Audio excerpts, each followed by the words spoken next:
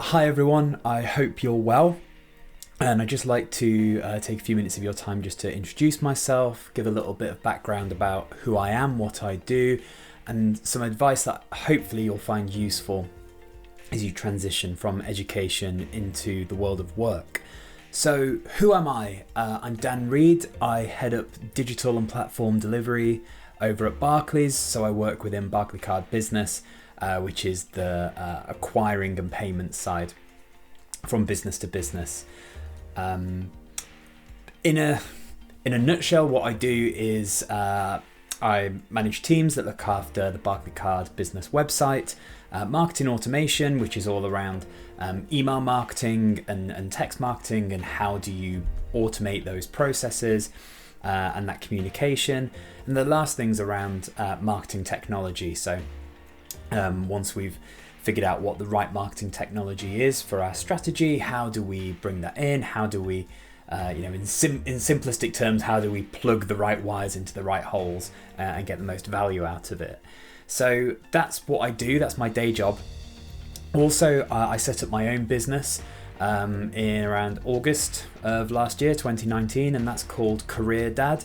And Career Dad's all about trying to support dads in the workplace and just shine a light on how we can better help dads, because it helps mums and helps kids and helps business and helps everyone. So that's a website and a podcast, and I work with businesses either on the mentoring side, so mentoring line managers on how they can manage remote teams, and also mentoring dads, how to transition into being a working dad, which is quite a daunting task for many people. And a bit of personal history about me. I'm a father as well. I've got two kids, Theo, who is 5, Xanthi, who is 10 months old, and my wife Fiona. So how did I get into Barclays? How did I get into the banking industry? It's something that I never set out to do. My education history and career history is not very linear. What I mean by that is I never thought that I wanted to work in marketing. I never thought I wanted to work in financial services. It just kind of happened, but I want to share that with you a little bit. So I did my GCSEs, I did my A-levels. I was naturally quite a good student, so I didn't have to actually work too hard to get good grades. That was until A-levels came around, and I basically gone up until being 16 of getting A stars, A's and B's without really doing anything, and then I went into sixth form and just flopped. Like it just went really, really bad. And the same with my degree. I spent 3 years just basically partying, doing the minimum amount of work, and somehow came out with a 2.2 as opposed to a third. And I just didn't really have much work ethic. And I had a really fortunate experience where after my degree I went to the US for 3 months or 4 months, and I worked out there. I came back and got in, and that completely changed my mindset, my outlook on things. I came back to the UK in the summer of 2008, so the recession had just hit, and trying to find a job was incredibly hard, and I'll kind of touch on some of the things that I found quite useful in that job search. And as we're potentially going into another recession with COVID-19, hopefully you can take some of those things, because I still think they're quite valid. So yeah, I ended up then coming back in 2008. I got kind of an entry-level job in recruitment. Didn't really like it. I did that for a year before going back to university to do a master's in advertising and marketing. Thankfully, I gained work ethic. I worked hard at my master's. I got a first.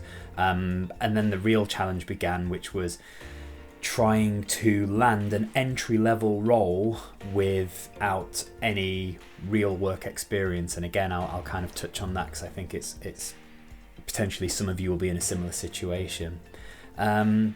So yeah, it was just serendipity that I was I'd managed to get an entry-level job, which then happened to be within the financial services industry. And a few years down the line, after basically I found it very difficult to stick at one company for a long time, and I'm talking about 3 to 6 months was the longest because I just got bored. And then I got made redundant, and that's where I ended up joining Barclays, or Barclaycard, and that was 7 years ago. So that's kind of all worked out, but there was no plan to get into marketing or financial services. What would work experience look like in my team? Very, very varied. So as I said, I sit within a marketing function, but I look after technology within a marketing function. So I have to kind of sit in the middle of a load of different groups. So part of the work is really creative, and it's about web page design and user journeys and lovely imagery and copywriting and all that fun stuff. On the other side, I have to sit with real techie guys and talk about, code and backlogs and website developments and future capabilities and all of that stuff. And then another side, I have to sit with the commercial teams and the operation guys to put the numbers to it all, make sure that what we're doing is the right strategy, and I basically have to gather all that up and then feed that up into my management team. So a day work experience in my team could be anything from learning about how websites work, learning about how targeting works, and how you can create bespoke journeys depending on the user, depending on what information we know about them. Probably get you to look at the vast amount of data that we can collect on people and how we're able to then personalize their experience, which, depending on what side of the fence you sit on, could be incredibly fascinating or super scary. I kind of sit on both sides of that fence at the same time. Or it could be learning how to build email templates, or it could be learning about how to design wonderful customer journeys, or it would be anything from a super creative and visual type role to a real hardcore technical role. But that's why I like it. I think that's what makes it interesting. So advice on finding work experience during a recession. So as I mentioned, I graduated in the 2008 recession, and it was really hard. And I think there are some things that you can do, and I think some of it is mindset and some of it is practicality, some actual tactical things that you can do. I think the first thing with a mindset is you need to, depending on how you're feeling about this, you need to move away from any unfairness or any injustice, or 6 months ago there were loads of jobs and now there aren't, and that's not fair. It's not fair, but it is what it is, and it's not going to change. So you can either be in the camp of it's not fair and I'm not playing, or you can be in the camp of it's not fair, but what can I do? And what I had to do is I ended up, as I say, going back to university to do a master's degree, which cost me a lot of, I had to take out a loan to do that's slightly different to a student loan. But then I ended up getting a job that paid less than before I went to university. And that was, I had to get over my ego pretty quickly, because I thought that it was the right thing to do from a future-proof perspective, as in from, looking forward kind of 5 or 10 years as opposed to looking at the next 6 months. So that, I think, leaving your ego at the door is quite a big piece of advice I would give. The other one coupled with that is actually look at the long term, because I think we're so conditioned to compare where we are either with ourselves or with our peers, with our friends, and well, he's getting promoted quicker than I am, or he's landed this job which pays $3,000 more, or whatever it is. And if you focus too much on that, you're potentially going to miss opportunities, I think.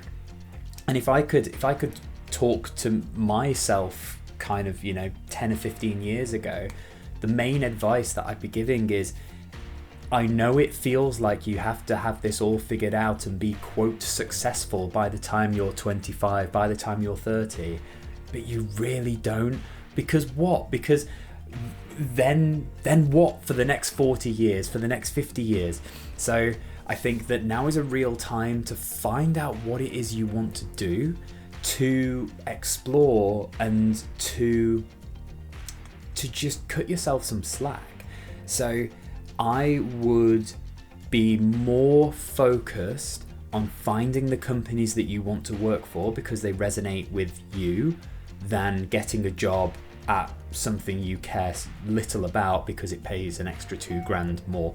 Because in 2 years' time, you genuinely won't care about that extra $2,000, but you might care that you're not doing something that you love as much. And again, 2 years sounds like potentially a long way away. It will fly by. From an actual tactical thing that you can do, again, I would focus on building your foundations for your careers. I've just said they're long. We tend to think about things in really short bursts of time and think that you need to achieve X within a year, X within 18 months. It just isn't true. And actually, if you spend a year networking, making connections in industries that you want to work in, that is going to set you up. So for example, LinkedIn. If you're not on LinkedIn, get on LinkedIn. If you are on LinkedIn, find the companies that you want to work at, be it Apple, be it Google, be it Facebook, probably not, I don't know, but find the companies that you want to work at. Literally go to LinkedIn, type in the company, then filter by the people who work at that company. And, if you've got the time, and I'd suggest you do, go through that list and find the people that work in the departments or the areas that you want to work. And you'll find, somewhere like Apple, you'll find, oh, this is so-and-so, and she works in product design within Apple. That's something that I'd like to do. Connect with them. Send them a connection. Always include a note when you send a connection, and it doesn't have to be, don't try and sell something in because it's just done to death and never actually achieves what you need it to. But genuinely, a note that said, hi, I see that you work in this area. I'm just finishing school. I'm just graduate, whatever it is. And this is of something that's really of great interest to me. I just love to connect. That's it. And I think if you start to build those connections, and if you give yourself permission that it's not, you're not going to build connections in 2 weeks, it might be 2 months, it might be 2 years. But as we've said, this is a long game. If you put the time in doing that now, you will thank yourself. This is something that I do, so as I say, my role, head of digital platform development, quite a senior role.